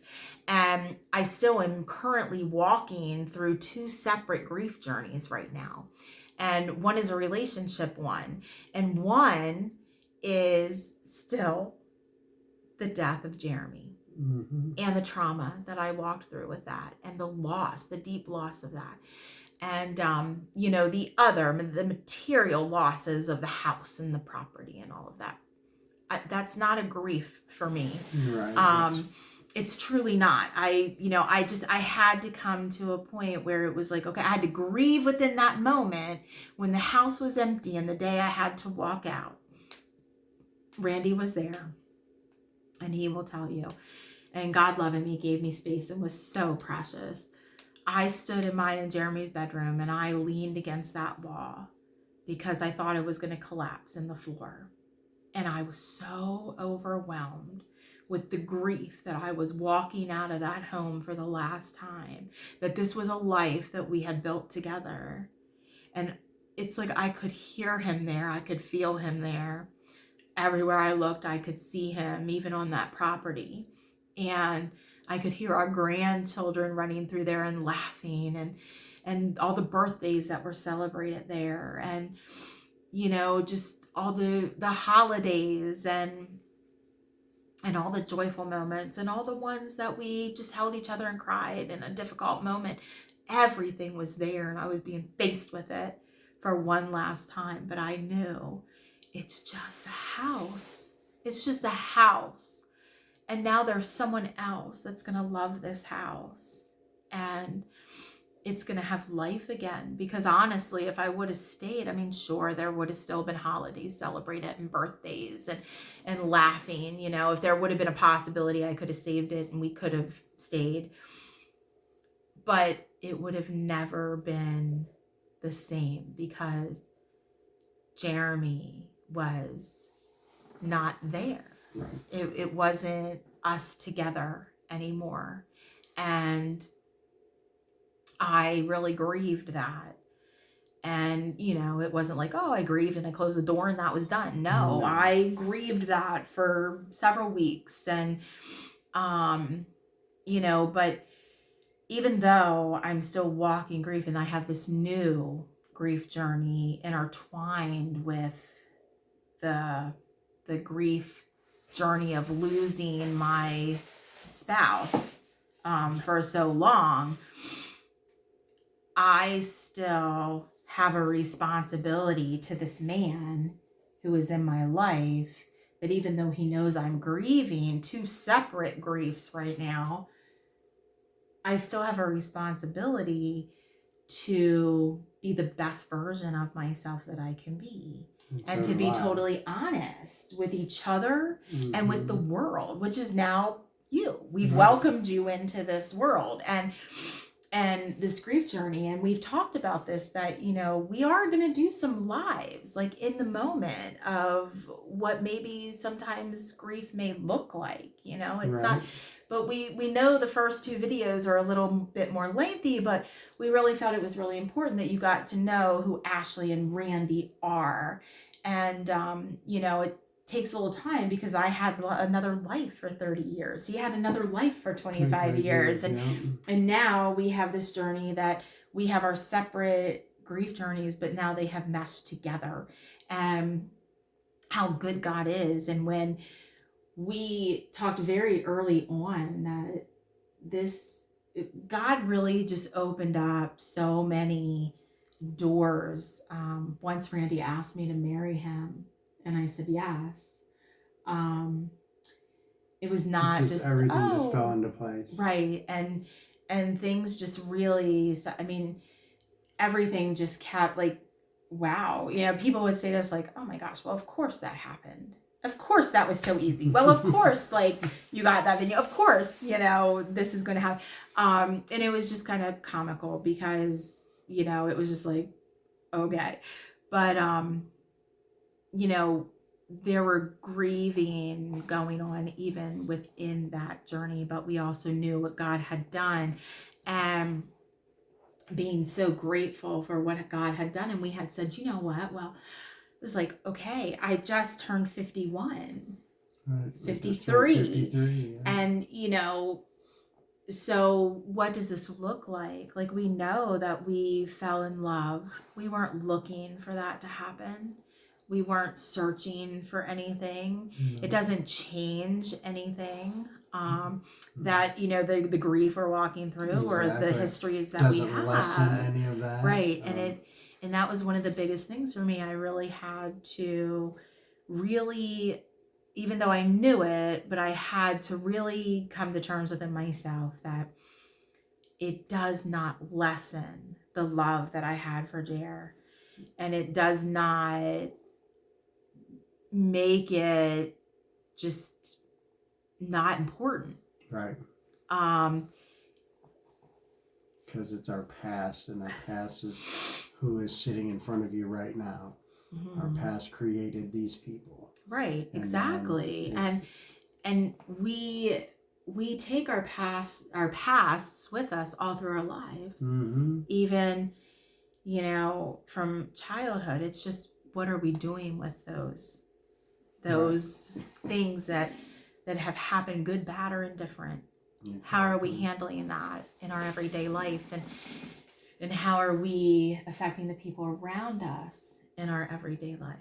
And I'm forever grateful that, yes, Randy has been such a huge support for me. And I can't tell you how many times, even since we've been married, that I would just break down, and he just go with it. I want you to go with it. Just walk it through. Just walk through it. And because that's the thing, we're so honest with each other, which is so important. Every relationship should be based on honesty. Absolutely. Especially if you say you love someone. Right.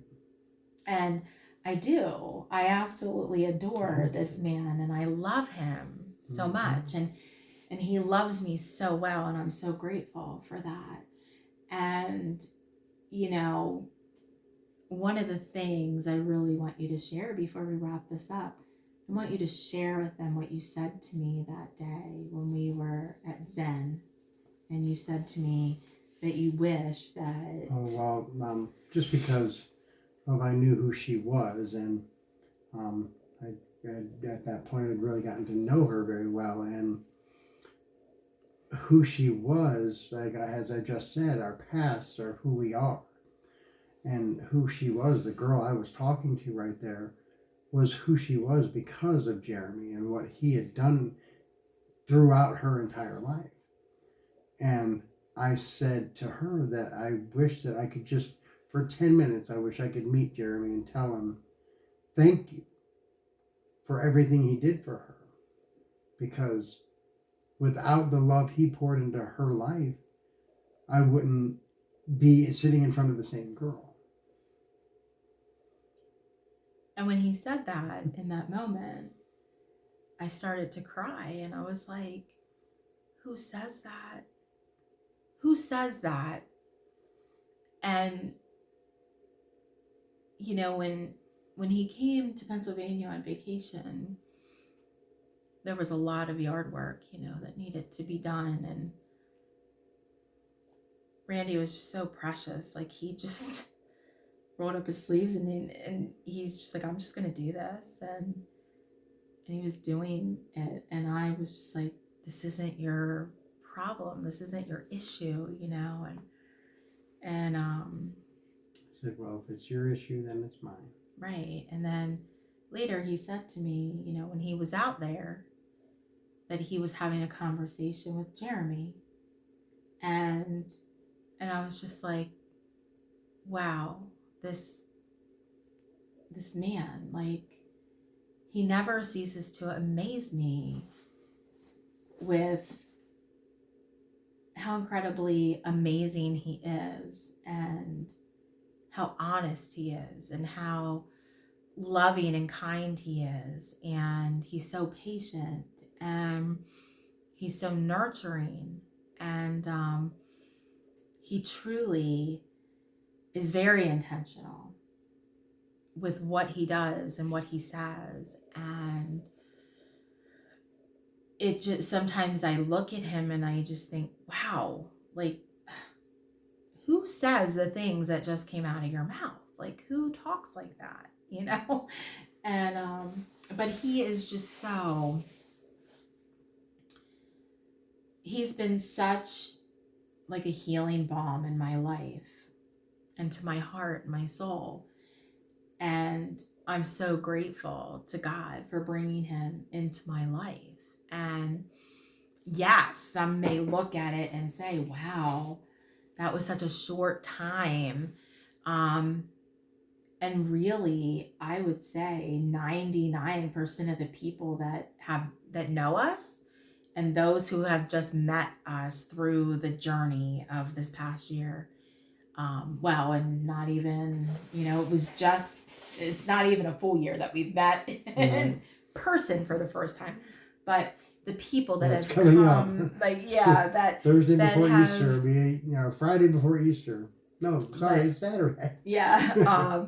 But the people that have encountered us and have now come into our lives, or have passed through our lives in some fashion in this under a year, they are so incredibly amazed at our stories. And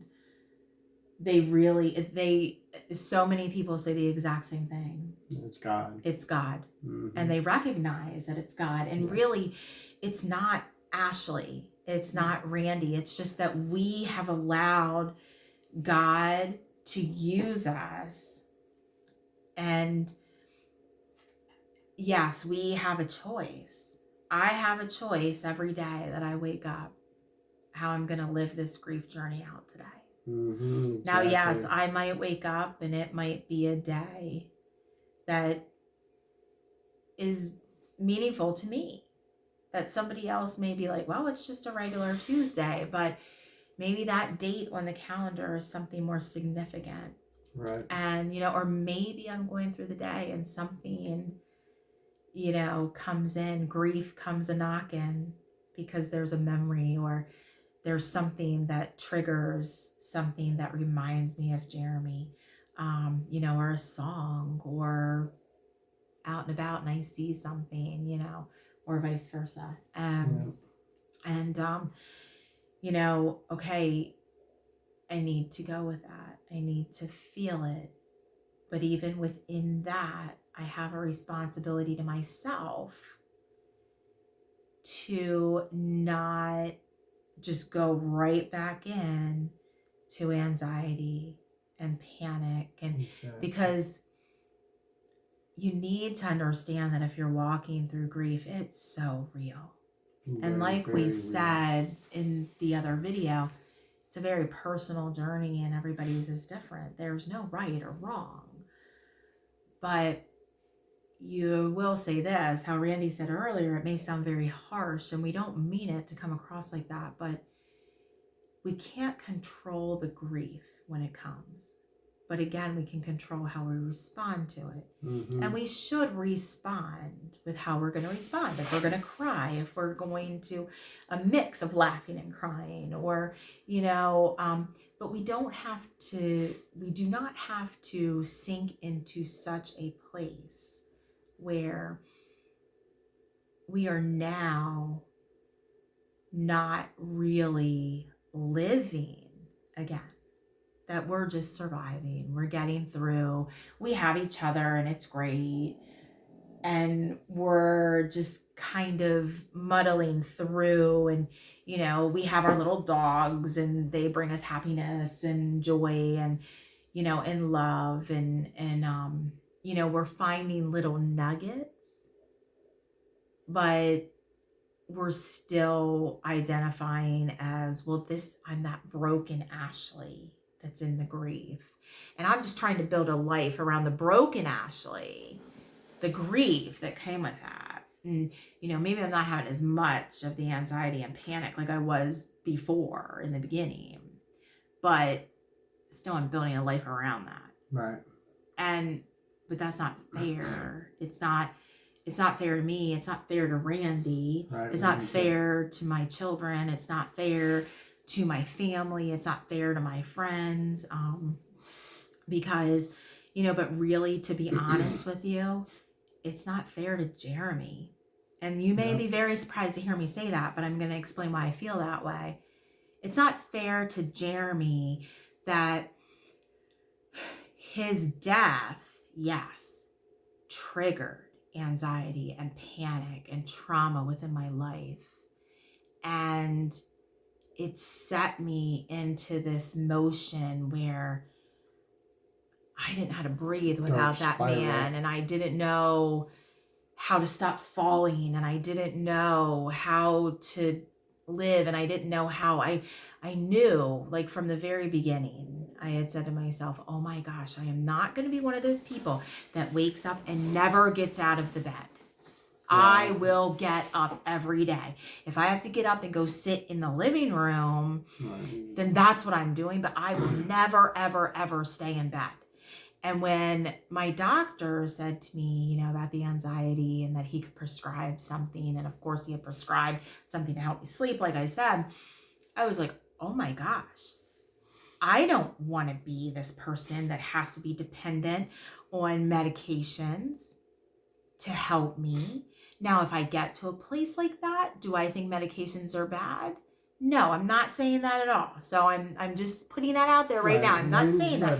Sometimes you might need them, but I'm not going to rely on those for the rest of my life, because even though I knew I was falling and I couldn't stop and I didn't know how to breathe and I didn't know how to be without Jeremy, I did not want to be dependent on something just to help me mask what I was feeling, or just to help me stay in that place. Right. Like, I'm identifying that I have generalized anxiety disorder, and now I'm just going to walk in that.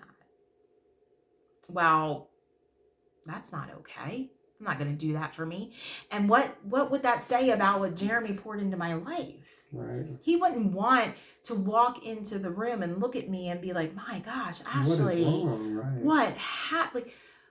Oh my gosh. I don't want this girl to be so broken, so unable to move forward. And I know that he would be like that because he was so supportive, and he supported me to be such a strong woman. And he loved me, and he poured into my life and supported me at all levels. And he would be devastated if he knew that I was choosing to be so much less than. And again, it was more for me that, wow, if I'm not living, truly living, and I'm not able to say to someone, I know how hard this is, but there is hope. Because if I am riddled with anxiety and panic and trauma, what is that saying to someone? Right. What is that? How is that giving someone hope? Like, I know for me, my biggest thing was I would encounter people in the beginning of this journey that had suffered their loss years before me, and they were so stuck in that. And I was terrified that I was going to get stuck and I was going to be the shell of somebody that used to look like Ashley, that used to be Ashley when she was with Jeremy, and she was really happy, and she was really loving, and she was really kind, and she really cared about other people. Like, I didn't want to be that person. I was terrified. Right. And like, people would talk to me about grief groups, and I would be like, no, because I feel like there are people that are stuck. Right. And then even Randy and I talked about one recently with someone and said, you know, oh, we don't know if we fit in there because they might be stuck. And this person said, well, they are. And I was like, okay, well then, yeah, we don't want to be stuck. Right. Because, you know, we have a choice. Are we going to be stuck? Or are we going to say, okay, I've got this baggage, but I can unpack it. Yeah, I've got this bag. I've got this bag of grief. Mm-hmm. I've got this trauma that walks with me every single day. Mm-hmm. But is it going to define who I am, or am I going to define what it does to me? Mm-hmm.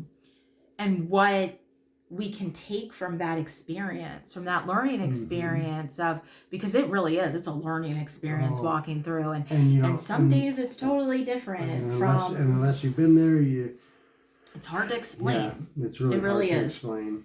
But when you walk through and you experience that really deep, devastating grief of loss, whatever that is for you, you know what that is. Mm-hmm.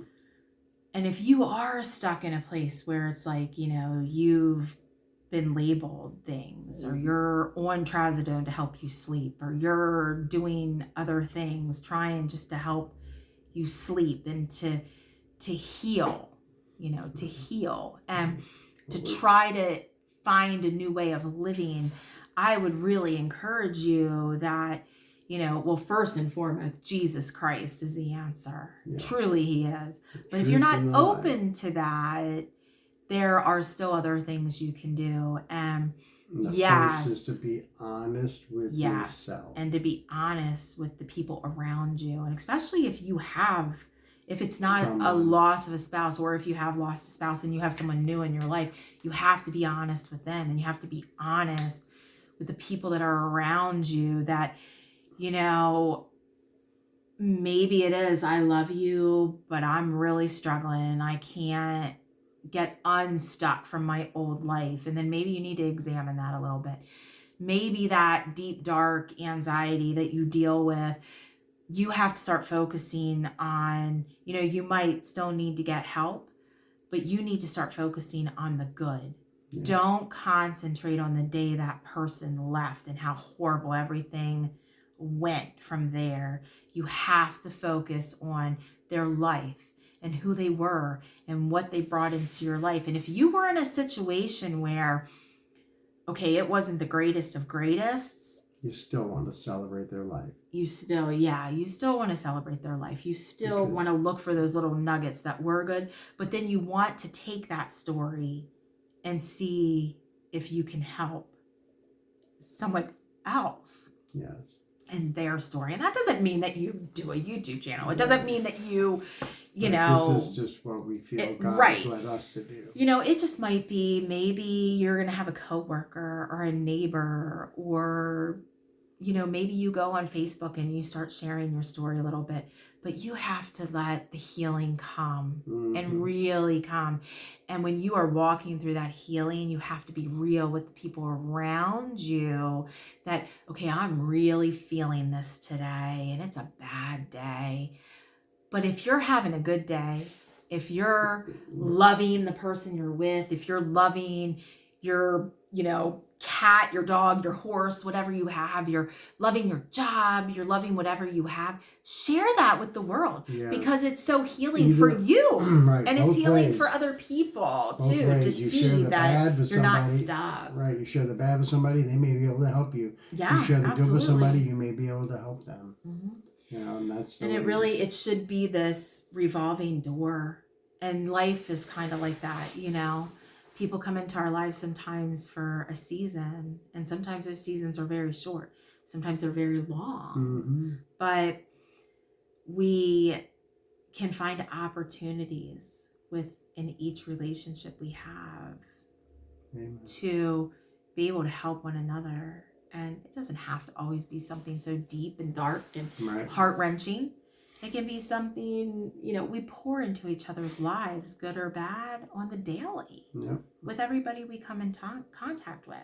It's just how we're going to choose to pour into their life, how we're going to allow them to pour into our life. And Ashley said this to me once, and I think this is a good way to end this video, is that when you wake up in the morning, whether you're going through grief, whether you're super happy, whether you're traumatized, whether anything, and you have someone, ask yourself, how are you going to make their life better that day? You have to make your life better also. But helping someone else to feel better, my experience, can make you feel better in an instant.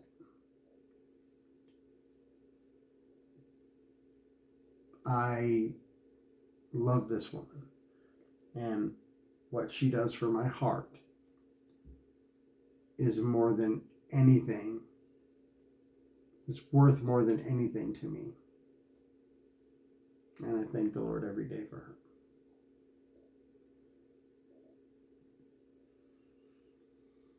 But yeah, I did say that to Randy at one time. And again, that's one of those things that Jer and I kind of started in the early years of our marriage, not right away. We went to a marriage seminar actually and kind of learned this, but yeah, you wake up every day and it doesn't matter what kind of mood you might be in, or how you're feeling, or what you're dealing with internally or mentally or physically. You chose to have this person in your life, and so you should be able to say, what can I do to make his life better today? What can I do to make her life better today? And it doesn't mean that you just push aside what you're feeling. No. It just means I love you enough that I'm putting you first. But by putting you first, I'm putting myself first. And if I'm not okay, then I need to say to you, I'm not okay today. And this is why I'm not okay. And it's okay to not be okay. Exactly. But to be intentional every day to want to pour in to his life, him want to pour into mine, but then to go out into the world, or, now here, whether it would be YouTube or, Facebook sharing, or, Instagram reels, blogs, like, podcasts. People do a lot of that stuff.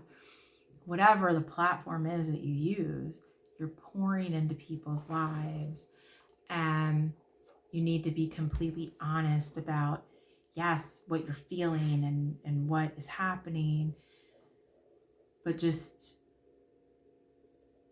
allow the vulnerability to let them know your life and the intentionalism that you're choosing to do, because it truly gives people hope. And I'm not saying because we've got it all together and we know. No. But I can't tell you how many times people have said to us, you've given me hope.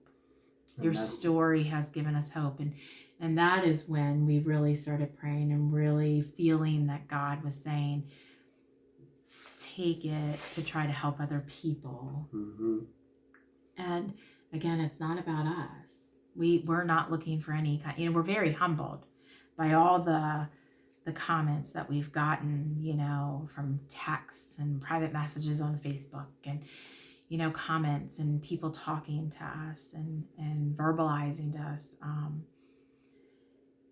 that the support that we're receiving, the encouragement, and how people are saying, wow, your realness, like, oh my gosh, and how it helped them. And it's like, it's very humbling, because honestly, if Randy and I could go back, would we choose to not walk that journey? Well, of course. we would, but You don't want anybody to have to walk that deep, dark, traumatized grief, but grief is no respecter of persons. no. And it's going to come in life. And it's how we're going to, with the help of others around us and the help from God, how we're going to pick up those pieces, and we're going to try to walk through it, to really live. And like we talked about the passageway last time, and not staying in the passageway and just keep reliving the same reel over and over and over again, and maybe deciding that we're staying stuck because maybe we feel we're honoring that person, or we're loving them more because we're not leaving that grief. We're not carrying it with us in such a way that it's affecting our very being, our emotional being, our mental being, sometimes our physical being as well, because that can be very impacting on your physical health. And it doesn't mean that you don't love them. It doesn't mean that you don't honor them. It doesn't mean you don't miss them. Because Randy and I got married and have found love again, doesn't mean Again, that the love isn't still there. Right, it doesn't wash away any of that stuff. Right. It's just a whole new wave. It is. And that's what it is. It is. And it's okay. Mm-hmm. It's okay. It is. Because we are still here living this life. And if we decide not to be happy, if we decide that we're not going to live fully in joy and still walk through the grief, obviously, is it going to change the fact that Jeremy isn't here? Nope. He's still going to be gone. Right. Dawn's still going to be gone. Mm-hmm. We can, continue to share stories of them, and we should, will. Oh my gosh, there's so many people that Jeremy touched in his lifetime, that,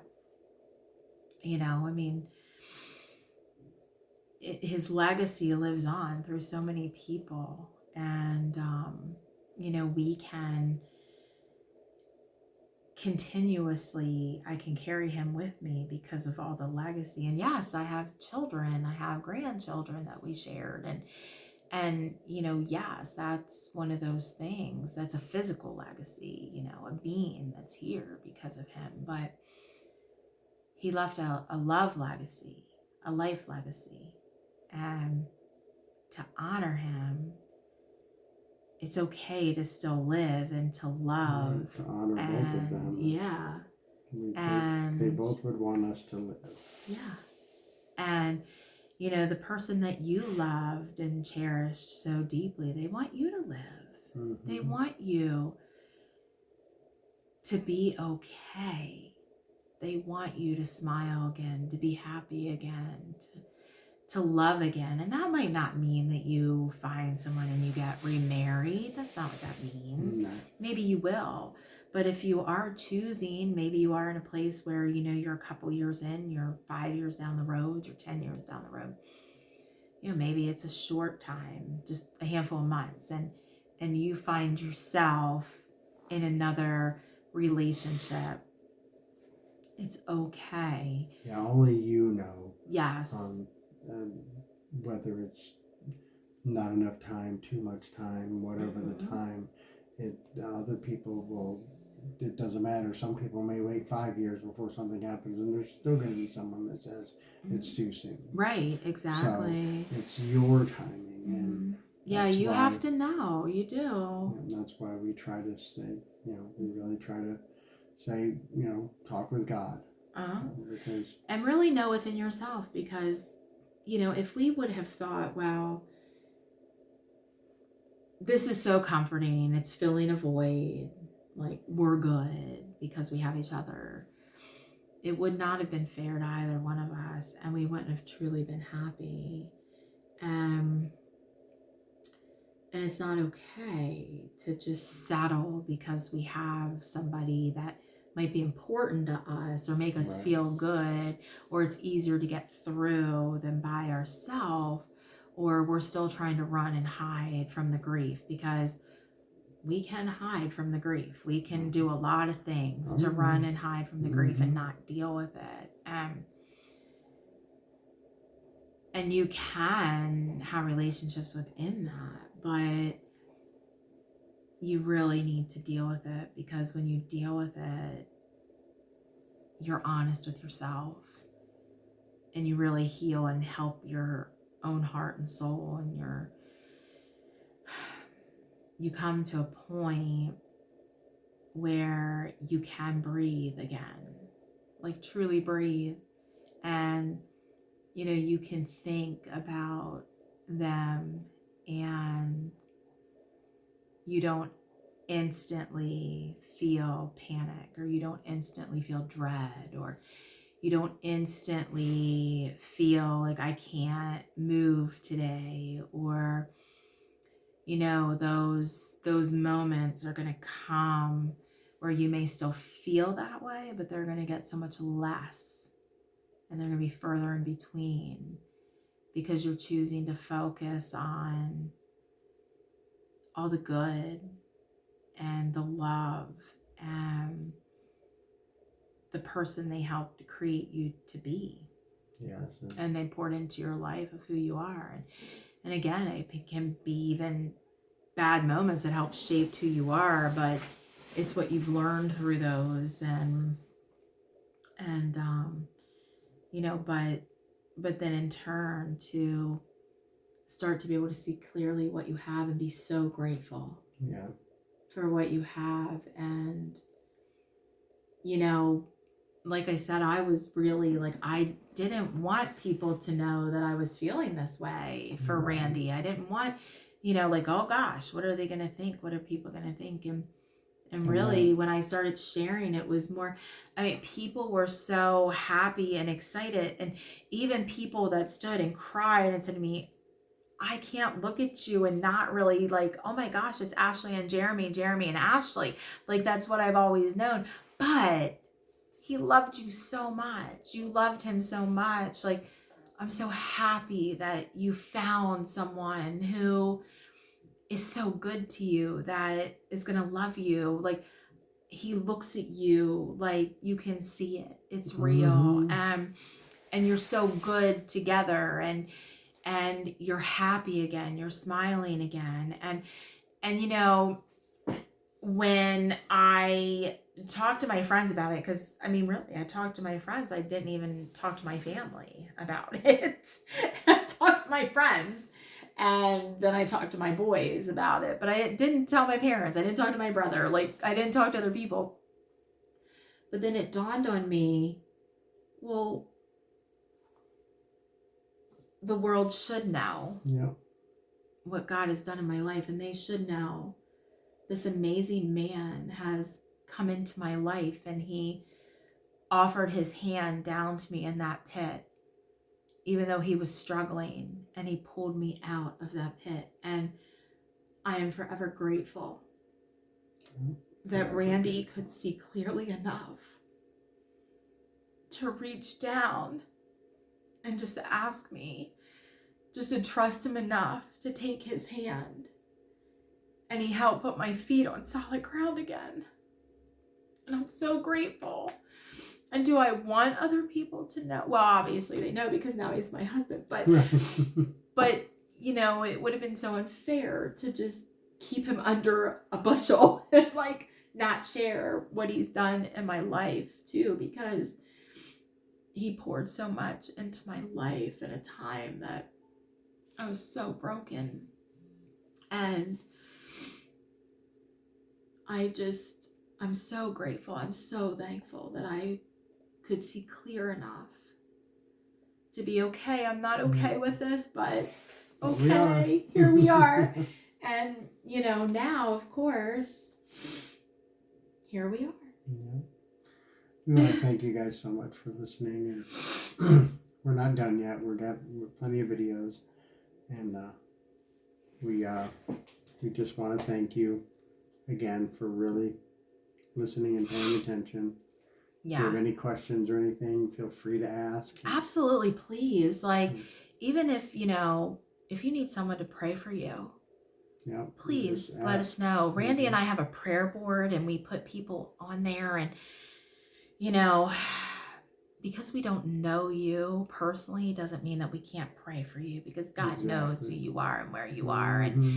And, you know, really reach out to us, you know, through a message, through a comment, and we would be more than happy to talk with you or hear your story, or, you know, and we know these first couple videos are pretty long, but like we said, you know, we thank you for viewing and for listening. And, you know, it was very important for you to understand the dynamics of us and who we are. It happened and everything, yes. Yeah. And, you know, we hope that you'll hang in there and you'll keep coming back and seeing what else is here, because, you know, there are things that we feel that are really important to just help you find a little bit of joy within your own journey and finding that hope, and to know that you're not alone. Exactly. That you're not alone, and that, you know, whatever that joy that comes to your life, that it's okay to feel that joy again. It really is. So we say good night, good morning, and good afternoon, wherever you may be. Yeah. Thank you so much. Bless you so much, and come back again. Yes. Thank you.